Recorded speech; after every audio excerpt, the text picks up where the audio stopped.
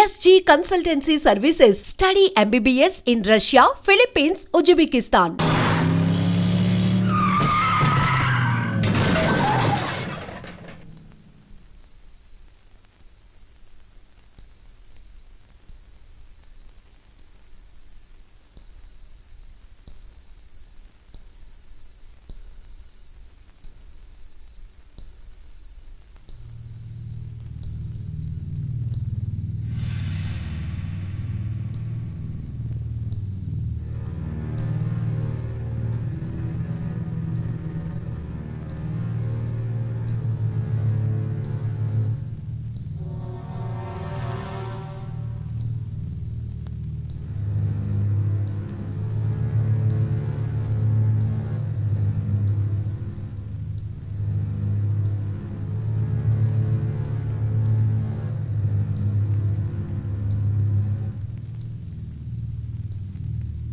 Hello police station.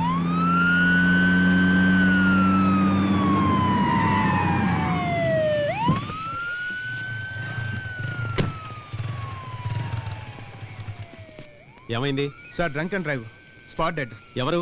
వాళ్ళే sir. ఏయ్ ఇట్లారా. రేయ్ పదండ్రా పదండి. సార్ మా ఫాల్ట్ ఏం లేదు సార్, షీ లాస్ట్ బ్యాలెన్స్. ఏంట్రా బ్యాలెన్స్? సార్ మేము మినిస్టర్ దేవనాథ్ రెడ్డి గారు అబ్బాయి ఫ్రెండ్స్ సార్. రోడ్డు పై యాక్సిడెంట్ చేసి ఎవరి పేరు చెప్తే మేము వదిలేయాలా?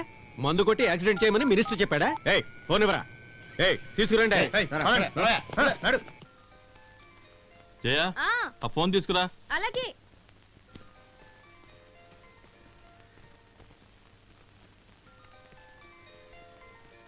తొందరగా తీసుకురా. ఇదిగో వస్తున్నా. మొత్తం తినేయాలి, ఏం వదిలిపెట్టకూడదు. సరేనా? అలాగే డాడీ. జాగ్రత్త చూసుకో. ఇదిగోండి. Hello boy. చెప్పు. Anything important? ఏంటి యాక్సిడెంటా? దెబ్బ తగిలిందా లేకపోతే స్పాట్ డెడ్డా? కేసు ఫైల్ చేశారా? ఎఫ్ఐఆర్ రాసి పెట్టండి, నేను వస్తున్నాను.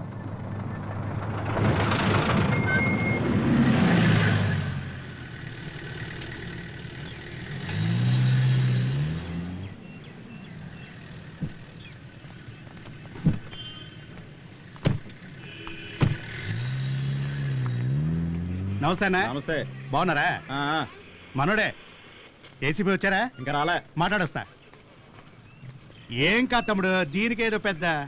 రాత్రి చిన్న తమ్ముడు ఫోన్ చేసి మాట్లాడాడు. మీరే నన్ను ఫోన్ చేసి పిలిపించవచ్చు కదా. అన్నా సెల్ ఫోన్స్ అన్ని లాగేసుకున్నారన్నా. ఏంటిదే?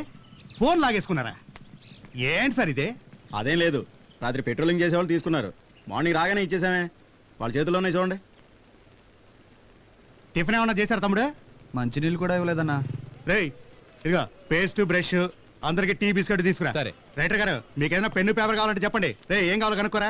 డిస్పోజబుల్ గ్లాసులు మర్చిపోదు. రోయ్ చిన్న తమ్ముడు చెప్పాడు కదా సార్. మీకు 2 మసాలా దోశలు తీసుకురా. అలాగే మనం తేల్చుకోవాల్సిన విషయానికి ఏసీపీ వరకు పోవాలా? అసలు ఆయన కోపం ఎక్కువ సార్. అవును గోపాలు, మా డివిజన్ ని ఏసీపీ ఆఫీసులో కలిపేశారు. 10 రూపాయలు కూడా సంపాదించుకోలేకపోతున్నాం. ఏం చేయమంటావు చెప్పు.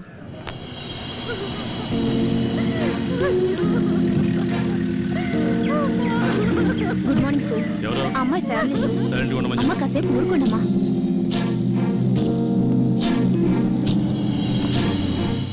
స్నానానికి వేడి నీళ్ళు పెట్టించారా? వచ్చారయ్యా. వదిలితే లాడ్జ్లో తయారు చేసేలా ఉన్నారు. లేదు సార్, మినిస్టర్ తాలూకా వాళ్ళంట. అయితే సార్ మినిస్టర్ గారు అబ్బాయి లైన్ లో ఉన్నారు. ఎఫ్ఐఆర్ ఫైల్ చేసావా? వీళ్ళు ముగ్గురిని పైకి తీసుకురా. వీళ్ళని బయట పొమ్మను. ఎఫ్ఐఆర్ ఫైల్ చేయి. ఏంటి సూరి, అక్కడ వాళ్ళు బయట అమ్మాయిని పోగొట్టుకుని ఏడుస్తుంటే వీళ్ళని లోపల కూర్చోబెట్టి మీరు రాజమర్యాదలు చేస్తున్నారా?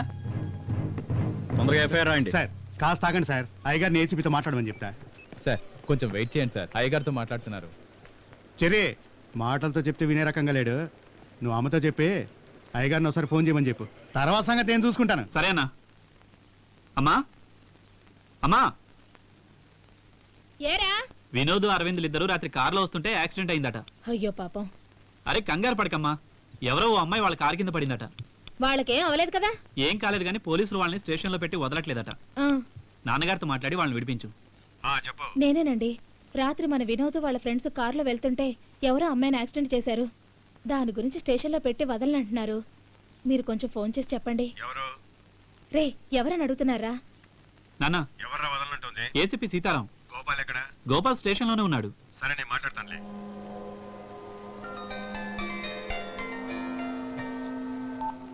హలో నేను మినిస్టర్ దేవనాథ్ రెడ్డి మాట్లాడుతున్నా.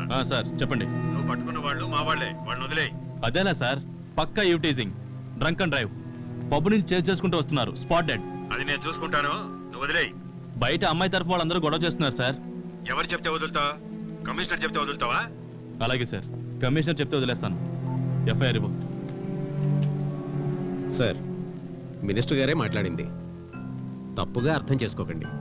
సీఎం కంటే కూడా పవర్ఫుల్ మ్యాన్. ఎలాగైనా వదలమని కమిషనరో ఐజీయో ఫోన్ చేస్తారు. వాళ్ళు చెప్పకముందే మీరే వదిలేస్తే మంచిదేమో సార్. ఆ అమ్మాయి తల్లిదండ్రులని నువ్వు వెళ్ళి కన్విన్స్ చేయి. ఆ టైంలో వాళ్ళని పంపించామని ఎస్ఐతో చెప్పు. వెళ్ళు. Okay sir.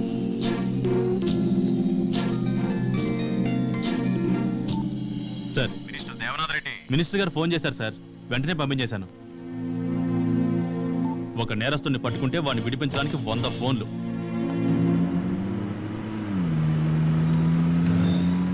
అయ్యా ఏంట్రా, వదిలేడా లేదా? మీ గొంతు వినగానే ఏసీపీకి వణుకొచ్చే మన వాళ్ళని వదిలేశారయ్యా.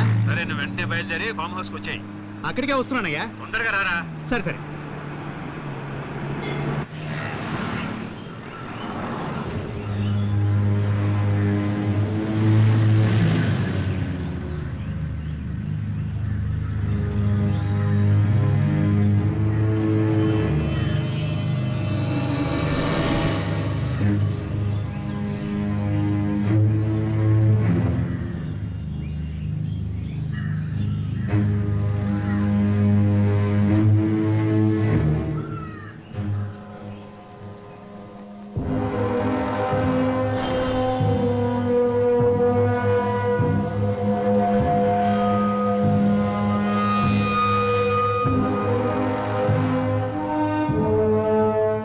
సార్, కుదరదు సార్.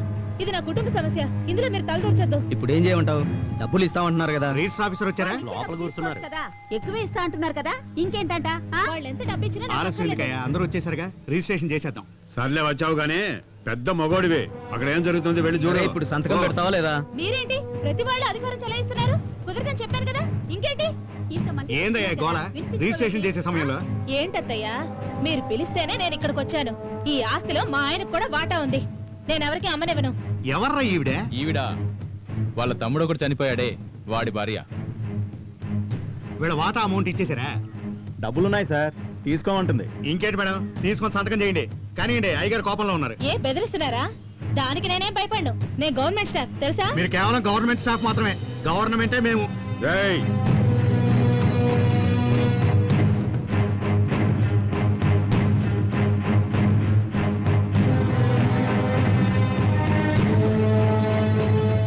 ఏరా, నీ తమ్ముడు ప్రాణాలతో ఉంటే ఇలా చేస్తావా? తప్పమ్మా, వాడు నీకు ముందే చెప్పుండాలి. మగదిక్కు లేని ఇల్లు, నిన్ను నేను కూతుర్లా చూసుకుంటాను. వాళ్ళు ఇచ్చే డబ్బులకి ఇంకా కొంచెం కలిపి నేను ఇస్తాను. వచ్చి సంతకం పెట్టు. రేయ్, అందరిలాంటి ఆడదాన్ని కాదు నేను. మీ అధికారానికి భయపడ్ను, మీ డబ్బుకి భయపడ్ను. దరిద్రం మోహాలరా మీరు. సిటీస్ లో ఉన్న ప్రాపర్టీ అంతా మీలాంటి వాళ్ళ దగ్గర ఇరుక్కుపోయింది. ఇలాగే లేని పేను గొడవలు పెడుతూ అయ్యగారు! ఉంటారు. తలకాయ నొప్పి అయింది. అయ్యగారు,